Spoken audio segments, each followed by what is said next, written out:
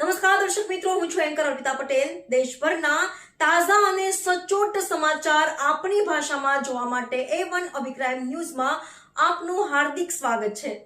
હવે જોઈએ મુખ્ય સમાચાર। ધોરાજીમાં કેન્દ્રીય મંત્રી મનસુખ માંડવિયાની ઉપસ્થિતિમાં યોજાઈ સાયકલ રેલી। સરદાર ચોકથી રેલવે સ્ટેશન સુધી ચીફ ઇન્ડિયાના માધ્યમથી યોજાઈ સાયકલ યાત્રા।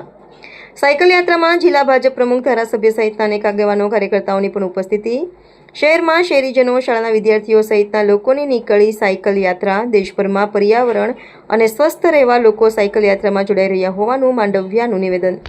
સાયકલ આખા દેશની અંદર એક મુવમેન્ટ બની ચૂકી છે। ફિટ ઇન્ડિયા તહેત ચલાવવામાં આવી રહેલી સંધ્યાવન સાયકલની અંદર આ રવિવારે થીમ હતી સોસાયટીના મંડળો દ્વારા સંધ્યાવન સાયકલ।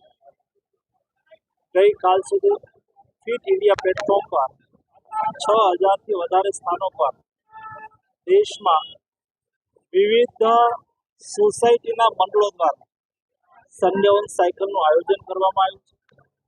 આટલી મોટી સંખ્યાની અંદર લોકો સાયકલ સાથે જોડાઈ રહ્યા છે। લોકો સ્વસ્થ રહેવા માટે ફિટ ઇન્ડિયા મૂવમેન્ટ સાથે જોડાઈ રહ્યા છે। લોકો પોલ્યુશનના સોલ્યુશન માટે ફિટ ઇન્ડિયા મૂવમેન્ટ સાથે જોડાઈ રહ્યા છે, સંધ્યાવન સાયકલ સાથે જોડાઈ રહ્યા છે। દેશની જનતા સ્વસ્થ રહેવા માટે ફિટ ઇન ઇન્ડિયા મૂવમેન્ટ યાની કે સંધ્યાવન સાયકલ સાથે જોડાઈ રહ્યા છે।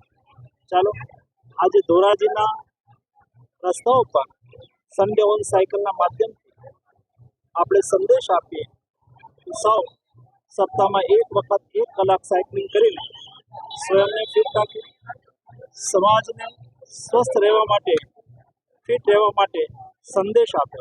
એ સંદેશ દ્વારા જનતા આ માસ મૂવમેન્ટ સાથે જોડશે।